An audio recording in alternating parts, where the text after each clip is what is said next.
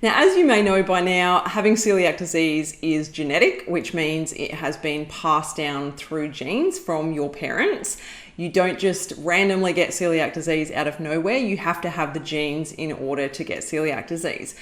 But when you have one autoimmune disease, it means you can actually be, I guess, a bit more vulnerable to getting other autoimmune diseases. So you're a bit more predisposed to getting other autoimmune diseases. And when we talk about autoimmune diseases, there's more than 80 autoimmune diseases. So any of these can be tied in and linked to you once you've got celiac disease, and celiac disease can be linked to other people that have got other autoimmune diseases. And that's why it's recommended that they also get screened for celiac disease. And it's recommended that we get screened for some autoimmune diseases in our annual checkups as well. So I'm going to cover that off for you in today's episode.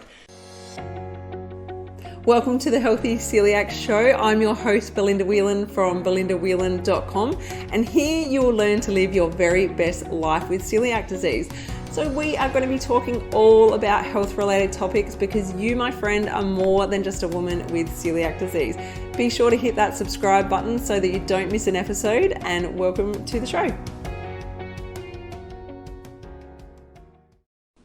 An autoimmune disease is a condition that occurs when your body attacks healthy body tissues and destroys healthy tissue cells. So obviously this is something that we don't want happening in our body, but the more autoimmune diseases that are linked to you, the more problems, I guess, that you face. Now, there are some small studies that have been done that show if you have been diagnosed with celiac disease quite early on, so you haven't been struggling for many, many years with the symptoms of celiac disease, you're less likely to get more autoimmune diseases. So let's just say, for example, you were struggling with symptoms for maybe a year or so. So for myself, I was just under a year of dealing with symptoms, and then I got a diagnosis. So I was straight away onto eating gluten-free and making sure that I was doing all of the things that I needed to do to keep my body healthy and make sure that I was healing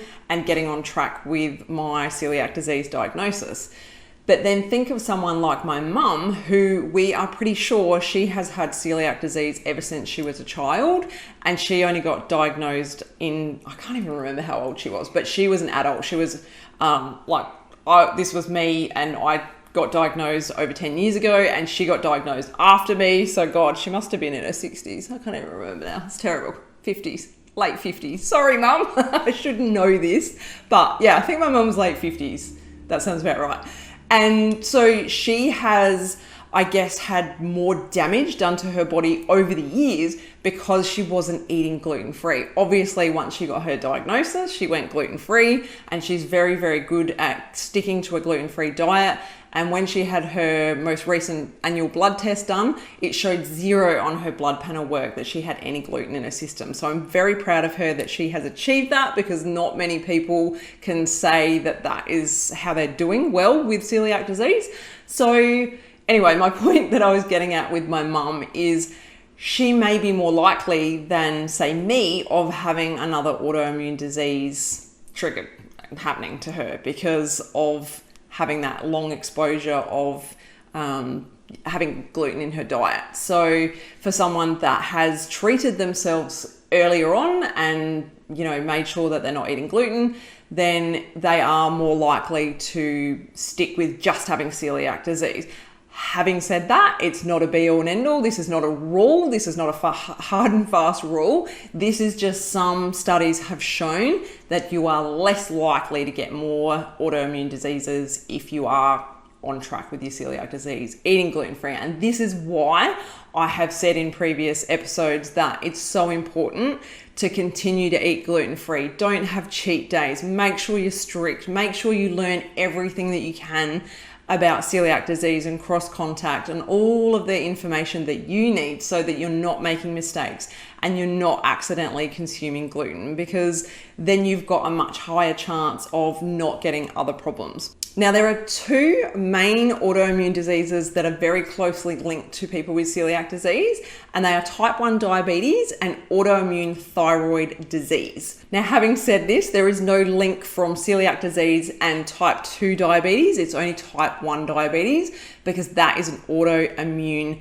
type of diabetes, whereas type 2 diabetes is more diet related from a poor diet. So I'm not talking about type 2 diabetes. However, you can still get type 2 diabetes, but that would not be linked to celiac disease. So either way, we don't want to get diabetes. I can guarantee you that is not something that you want as part of your life as well. So what we're talking about is type 1 diabetes, okay?